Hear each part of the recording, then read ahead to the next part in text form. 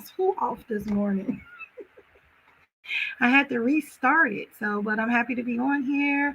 And I mean, anytime that I make it and I get up early and we get this started, good morning. It's morning. Yes. I mean, I made that for something else, but I was like, I can still use it because I like that. So, how is everybody doing early in this morning? It seemed like it's a little weird morning, but I'm really happy this morning because I got up, was able to do everything that I needed to do, which I started a new morning routine, which I'll probably get into on my Instagram or TikTok. Follow me. I forgot to put my TikTok up there. It's Be Your Own Kind. I need to put that up there. Let me write that down now. I'm live. Let's see. It's early. Let's see. At TikTok. If I don't write it down, it will not happen at all. At all. Um, if you're on YouTube and you're watching this now or later, don't forget to hit that subscribe button.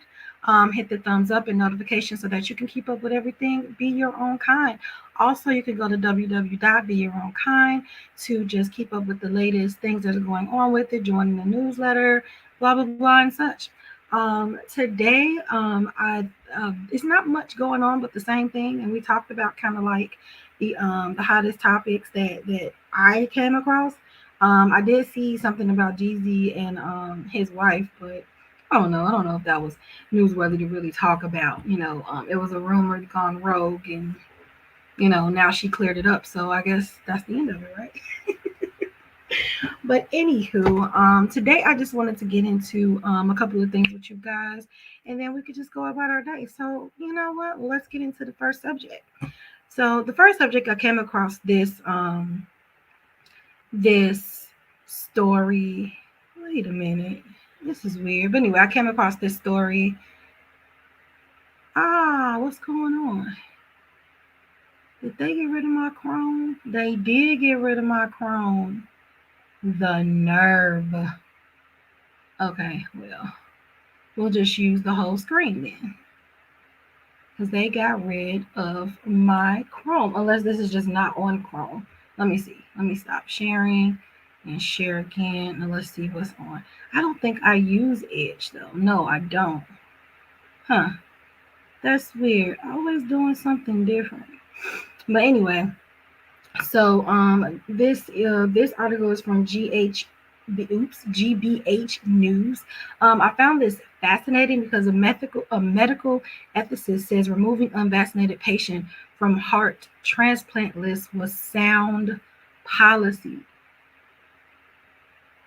So, what exactly is sound policy? I have no idea, but we know we're going to Google it and look that up. I'm assuming this was common sense or it was the right practice.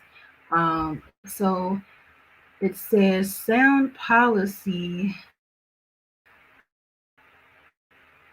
blah, blah, blah. But sound policy can translate into bad politics. Okay, we're looking for the actual. So basically, if a structure part of someone mind and sound and is in good condition. Basically, this is a good decision. That's basically what it means. I thought it was something profound, but it literally is sound. The definition of sound and policy. So, anywho, let's move forward. So, a 31-year-old patient at Brigham and Williams Hospital was removed from a heart transplant waiting list due to a policy that requires people on organ transplant wait lists to have received the COVID-19 vaccine and several other CDC recommended vaccines. Art Kaplan, the director there, joined Bostic Public Radio to discuss why vaccine policies for can I read today? Transplant patients follow best practices in medicine. Anti-vaccine advocates have been calling the hospital's decision discriminatory against unvaccinated people, but Kaplan explained that the decision to refuse transplants to unvaccinated patients is typical in the field. So now we have another divide. So now let's add another divide: the vaccinated against the unvaccinated. Now we know that this has been going on for a while. Like you can't go to certain restaurants. In a minute, I feel like you won't be able to travel to certain places if you're not vaccinated. They're really serious about you getting vaccinated so that you won't be as severely sick. I mean, you still can contract I don't think we can say this on YouTube, but you still can contract, the corona, but um it won't be as severe, but you're still contagious and everything. The only thing I think so far that the vaccination does is just lessen your symptoms and lessen the chances of you dying, which I don't want to downplay that is very important. But I feel like we're doing the vaccinated and vaccinated thing. What happened to HIPAA laws? That was a question I want to ask because there was a time where you didn't have to disclose that. Like, remember the flu shot? I know we don't talk about that anymore, but if you got a flu shot, you got it, and if you didn't, you didn't. And the flu shot is just as contagious. Excuse me, people can die from that. And I know it's weird to compare compare corona with the flu, but I mean, it seems to me like I'm not a medic in the medical field, but it seems to me like it's just a real severe case of the flu, which can cause you to die. Just like pneumonia. I don't think pneumonia is contagious though. But my whole point is, when has a restaurant ever came to you and said, "Did you get your flu shot or not?" Now it's, "Are you vaccinated or not?" And it's like, what happened to HIPAA laws, like where you didn't have to disclose that kind of information? I always wondered about that. Leave your comments if you can answer that for me. Like, do you think that that's just weird that we have to like disclose that? Because it's technically our medical history, right? So I don't know. That's just how I feel about that. So hopefully I can read better. Let's see. Here it goes. Because hearts available for transplants are scarce and people often die while on the waiting list, medical providers prioritize patients who have a high chance of survival. Ferguson, this is the guy who was denied the transplant. He has two children and he has a third one on the way. Is relatively young and thus would otherwise be a promising candidate. So he's healthy. However, he has not received the vaccine. So Kaplan explained that after receiving transplants, patients must take drugs that suppress their immune system so the body accepts the new organ. This makes any type of infection, whether it be the flu, corona, or something else, far more dangerous, which is why hospitals often require patients to have a range of vaccinations.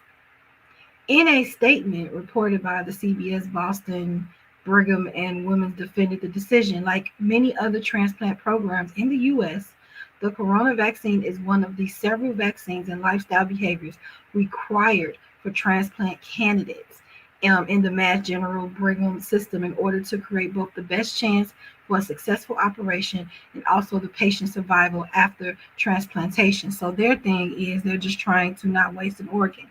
So they would give Ferguson this new heart, and because his immune system is low, his chances of contracting any virus looks like, if he's not properly vaccinated, um, can pretty much cause him to die.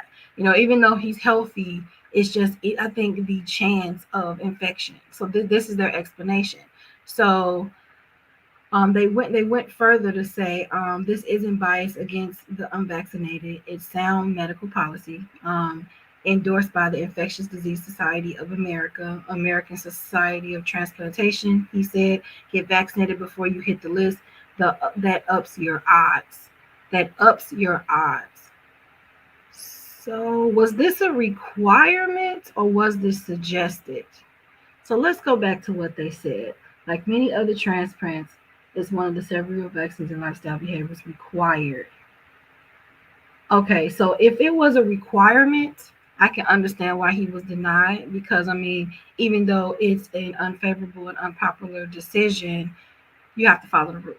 If you want this transplant, like with anything, you have to follow the rules. Me, I bug against rules a lot. I'm working on that. But when it comes to like life or death, like in the instance of a heart transplant, if they said to him, because I don't really know what was said to him, if they said to him that you had to be vaccinated in order to get the heart transplant, and he didn't, then that would fall on him. But if he was never communicated to him that it was a requirement, then I kind of side eye the hospital. That's kind of that's my 2 cents on that. So I'm intrigued, so I'm going to keep going. After Kaplan's appearance, Boston Public Radio took calls from listeners on the topic, including from Tyler in Boston, who is a 34-year-old who received a heart transplant in December 2019. Now, mind you, that's prior to the pandemic. This particular story really hits close to me. The infectious disease doctors that come in and they tell you everything that you need to take a shot of, and it is a lot of shots, which they explained earlier. If Mr. Ferguson is willing to get all of these other shots, all other vaccines, and he's refusing to get this vaccine, I don't think this should be a story. And he said, I was blessed and I was fortunate, and every day is special for me. There are a lot of other people that are right behind him that would be blessed and they would be happy to be in this decision. Then there was another caller, Ann in Trueberry, who used to work with transplant patients. And she said this story really shouldn't even be a story. There are tight regulations about who get these organs because they are so rare. He's gonna let them open his chest and put a stranger's heart in it and all that goes into that. And yet he won't take the vaccination. Then Sue put in her 2 cents and said, Corona has put a completely different spin on this. These patients are so completely immunocompromised after they get the heart. I have already seen lung transplants come back. I have seen transplants come back with the virus. So the whole point is they don't want to waste an organ. They will give it to the next person that's willing to take all the vaccinations, that's willing to do what it takes. So, what are your thoughts on it? I mean, like I've pretty much, I don't want to repeat myself, but what I'm saying is if this is a requirement to live longer, why not take the vaccination? But then you have that thing sitting on your shoulder if you don't believe in something that you stand behind it. So here's the thing: when we stand behind our decisions, even if we're going against the grain, stand behind your decisions. I recently, like yesterday, recently went through something like that where I was presented with requirements and I had questions about the requirements. So here's the thing: if I want to be a part of something, I should, willfully follow the requirements. Although I feel like you do have like the wiggle room to, you should have the wiggle room to ask questions and for clarity. But the whole thing is, if you are agreeing to a system for a result, you probably should be open to that. So, just like Ferguson, I wasn't open to it, and I kind of like, no, I didn't kind of. I erratically responded. I didn't stop, like do all my little tools, stop, think about it, wait a minute. I didn't do that all, at all. So, needless to say, I'm not a part of that program anymore, and it's okay because it wasn't conducive to my mental health because I was going against the grain and something inside of me was rebelling against it, and I don't want to be a rebellion because I'm not really confrontational at all. So the fact that I was feeling confrontational and feeling, you know, like constricted, that wasn't good for my mental health, nor is it good for the other people because they don't want to hear that or deal with that. So, unfortunately, I think that a lot of people are going through the same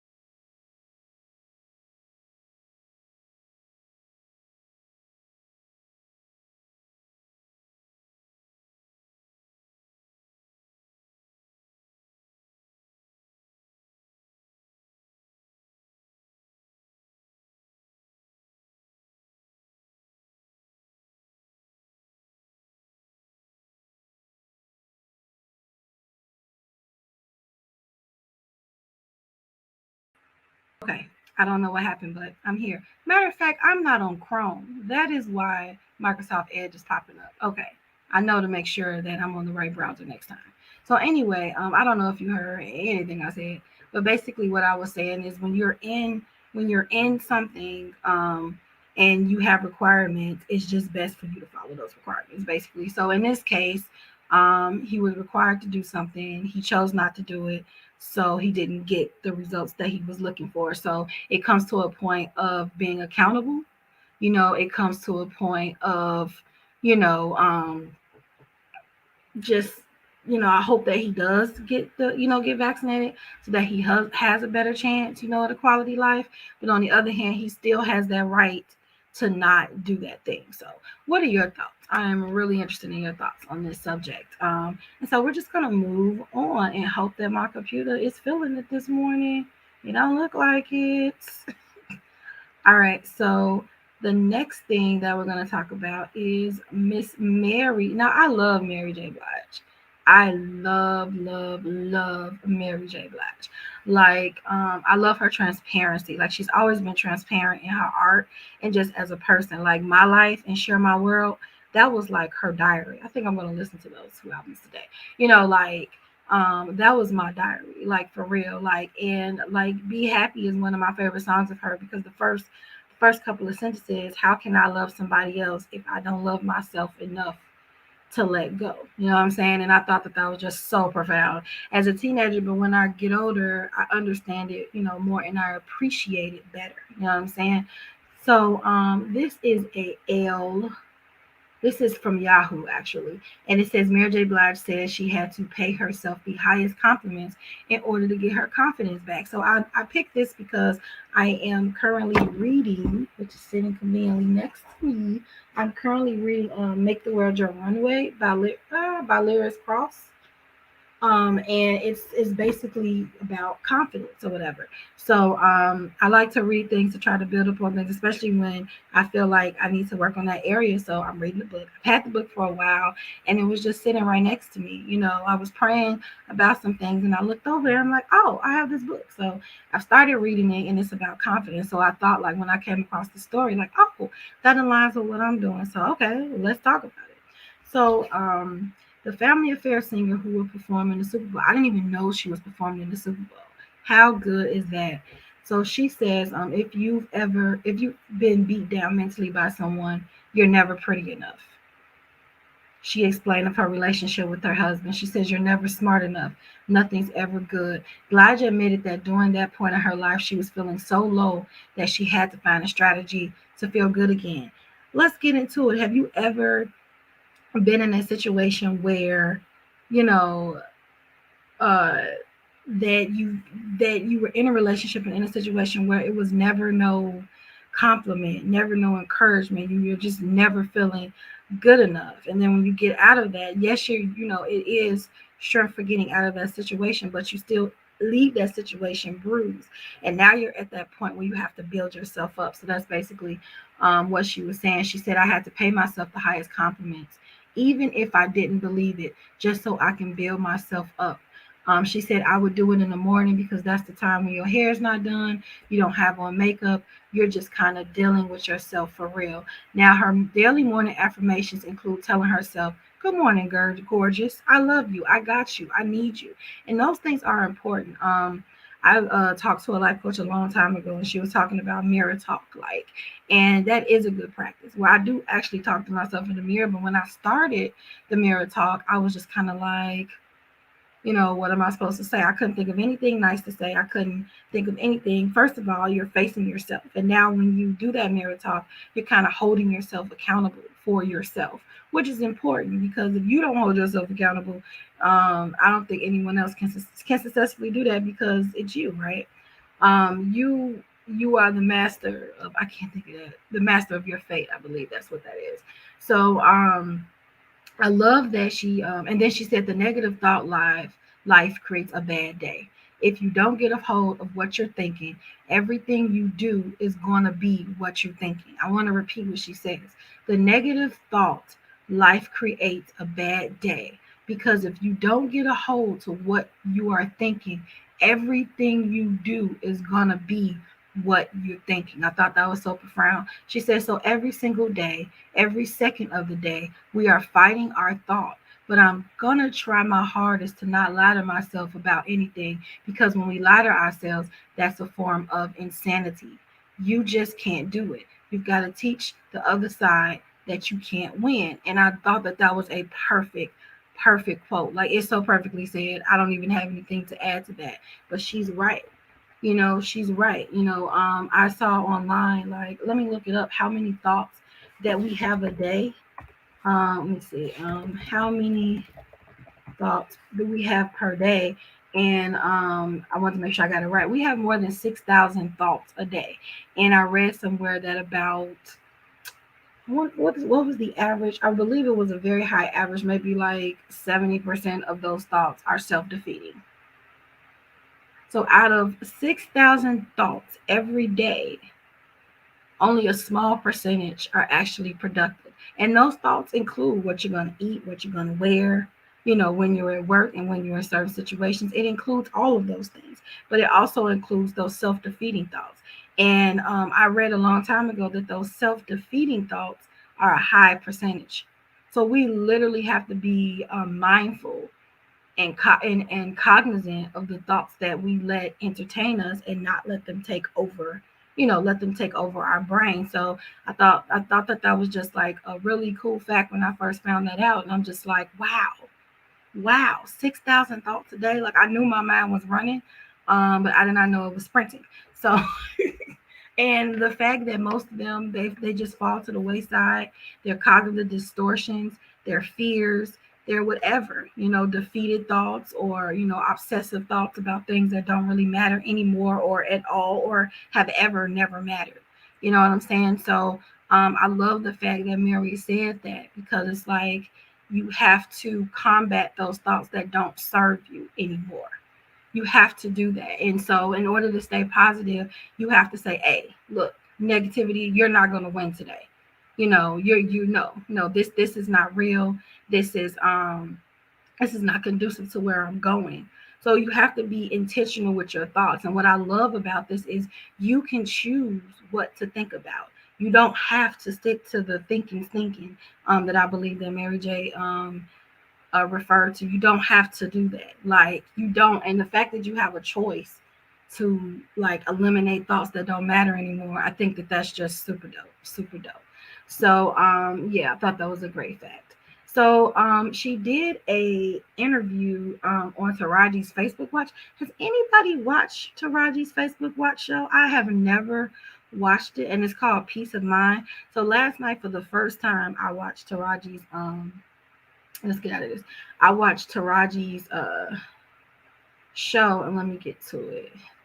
This is more of the L. Yeah, If you that's a want, good question. come on, Mary, you My got to be quiet. Bible, If you want to get more into her article about confidence, I do suggest that you go to L and read it. I read it yesterday, and it was just so Mary bad. First of all, I think Mary like in her 50s. She bad. She bad. I think she could be late 40s, early 50s.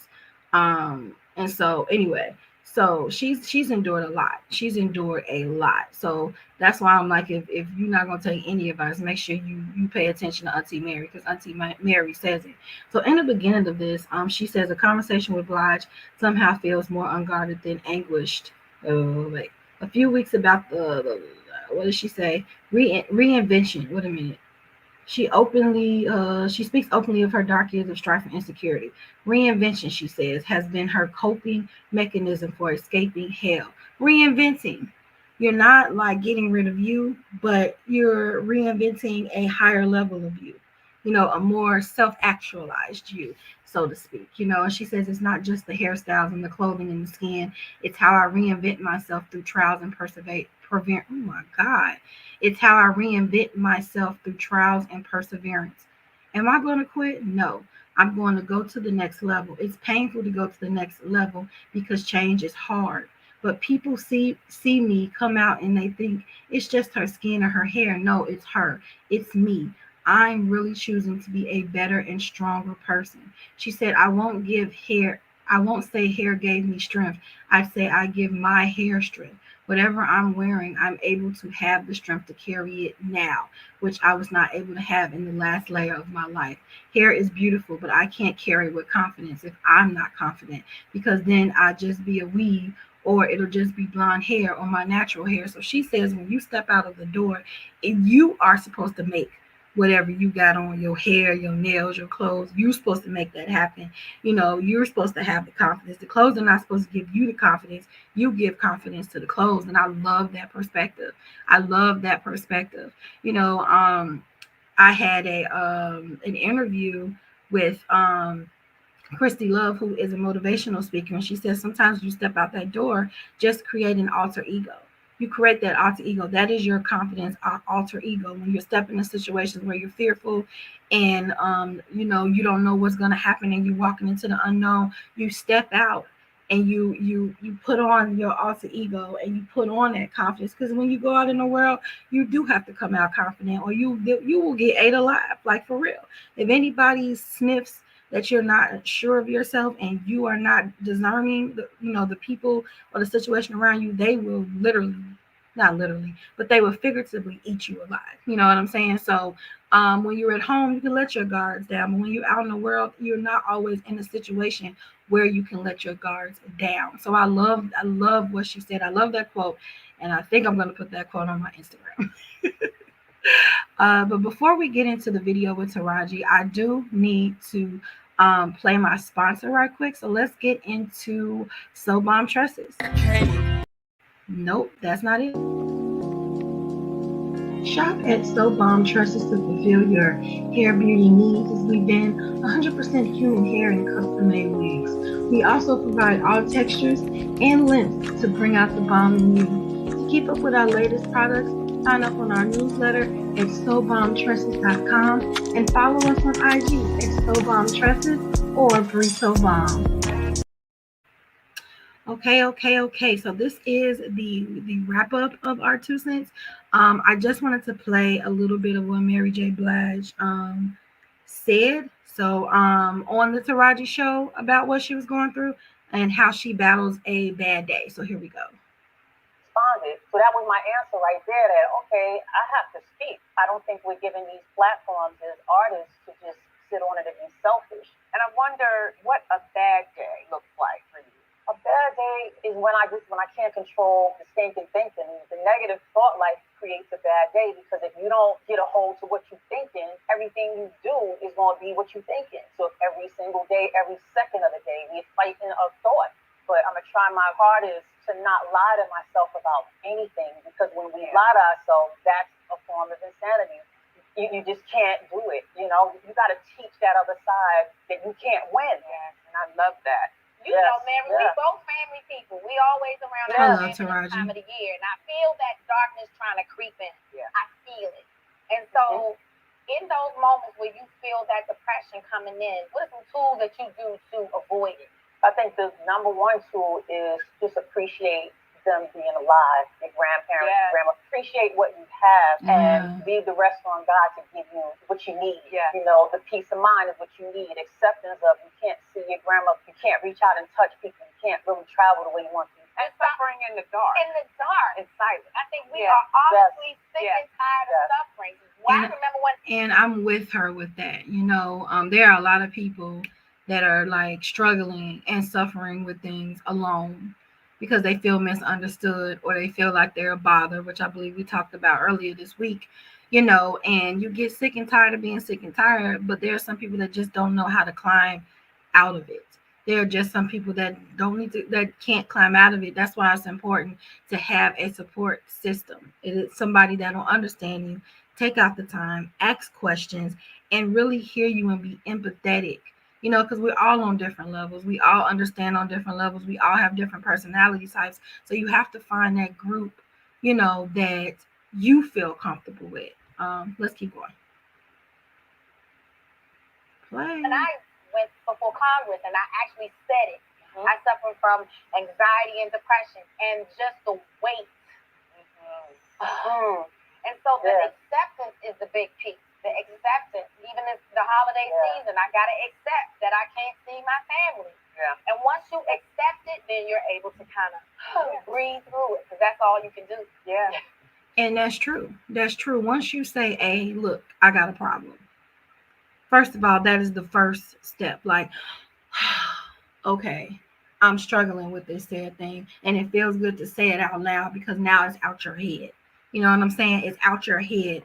and now you can deal with it head on, I think acceptance is always the first thing, because how can you work on something if you're not acknowledging, or if you're not self-aware of what the heck is going on? You know what I'm saying?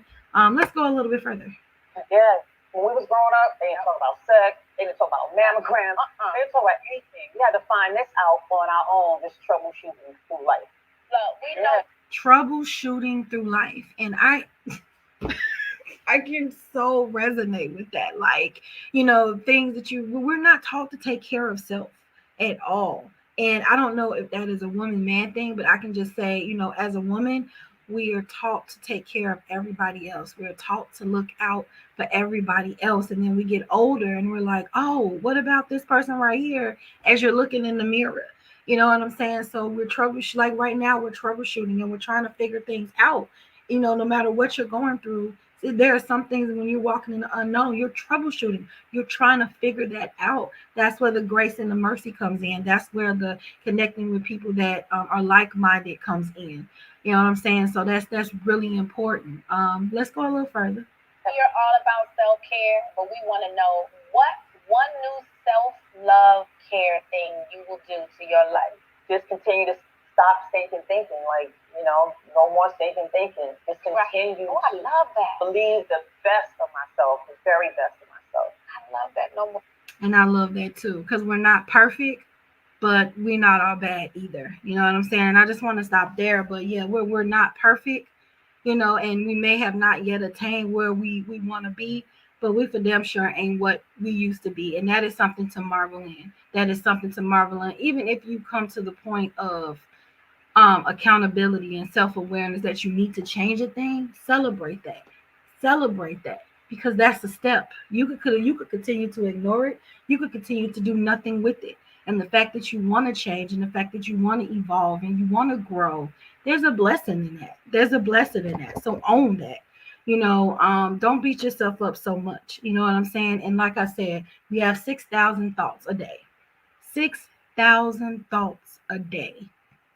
And the majority of those thoughts are just freely going through our brain, freely going through our mind. But we don't have to give it an apartment. We don't have to give it appliances. We don't have to invite it in at all. You could just come in and come right back out. You know what I'm saying? And being self-aware of that and what we're thinking, you can combat it with like, no, I'm not gonna think like that. No, I can do that. No, I can rock that. It is a battlefield in the mind. It really is. That's why it's important to, get a therapist. I have a therapist, I have a mentor, and I have a coach. You know what I'm saying? And all of them, I love their patience with me. I really do. Like all three of them. I think I've been with my high performance coach for I think I met him last year. I recently got a mentor, and I started therapy in COVID because I realized that there were things that I need to get through. There were some things that I need to figure out about myself, and it has helped me with boundaries, and it's helped me to understand myself more, and helped me to be more open about how I'm feeling. I think last year I learned that it is some repercussions about expressing how you feel, and I had to learn that there's a way to communicate for people to understand you. You know what I'm saying? So, I'm still learning that, but the fact that I know that I have a voice, and I want you to know that you have a voice. You know what I'm saying? And use that voice. Use that voice. If you're not okay, you're not okay. If you have questions, you have questions, and that's fine. You know what I'm saying? But it's the self-defeating talk that she's talking about. What you say to yourself, and the thoughts that you entertain can affect your whole day. It can either motivate you or stagnate you. So you get that choice to decide. So that is it for the 2 cents. It's very motivating and light subjects today, but I came across those two stories and I was just like, oh my god, we need to talk about especially with Mary J Blige. Like, I was just so inspired when I was reading and watching the video. So check that out. It's on Taraji's Facebook page. The name of the episode is Peace of Mind with Taraji, where she interviews obviously Mary J. Blige. So if you are on YouTube, please subscribe, like, hit the notification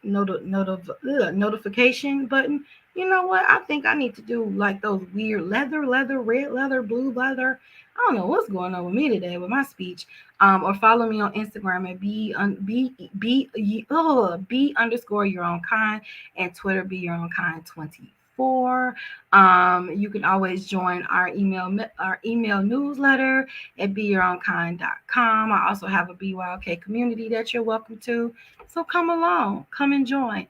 And yeah, that's it. So until tomorrow, don't forget to be kind to yourself, kind to your thoughts, eliminating thoughts that don't matter. Because in the end of the day, you do matter. You are important. It is okay if you are struggling with something. It is okay. Everyone is struggling with something. So don't allow somebody to make you feel like they have it all together, because no one does. We're all trying to figure this out. Just like what Mary said, we are all troubleshooting. We are all troubleshooting. So find your tribe and stay there, and appreciate your tribe. So, yeah, I want to leave it at that. So I will see you guys tomorrow in the mañana. Bye.